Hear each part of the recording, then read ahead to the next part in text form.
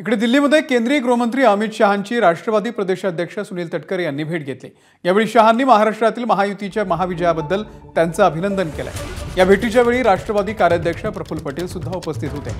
या भेटीमध्ये राज्यात मुख्यमंत्री पदासंदर्भात सुरू असलेल्या घडामोडींसंदर्भात आणि मंत्रिपद वाटपाच्या संदर्भात चर्चा झाली असल्याचीही शक्यता वर्तवण्यात येते आहे। शहांच्या भेटीनंतर तटकरेंनी पंतप्रधान नरेंद्र मोदी यांची देखील भेट घेतली। महाराष्ट्राच्या निकालानंतर मोदी तटकरेंची ही पहिलीच औपचारिक भेट आहे।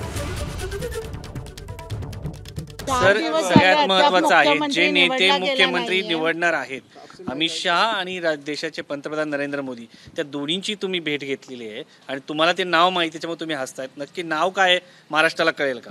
नाही, नाव मला काही माहीत नाही। माझी या विषयावरती त्यांच्याजवळ चर्चा होण्याचं काही कारण येतच नाही। एक सदिच्छा भेट होती, ऋण व्यक्त करण्याची भेट त्या ठिकाणी होती आणि मला खरंच या गोष्टीचं खूप मनापासूनचं समाधान आहे की कुठली म्हणजे प्री अपॉइंटमेंट नव्हती, गेलो आणि त्याच्यानंतर भेट त्या ठिकाणी होऊ शकली।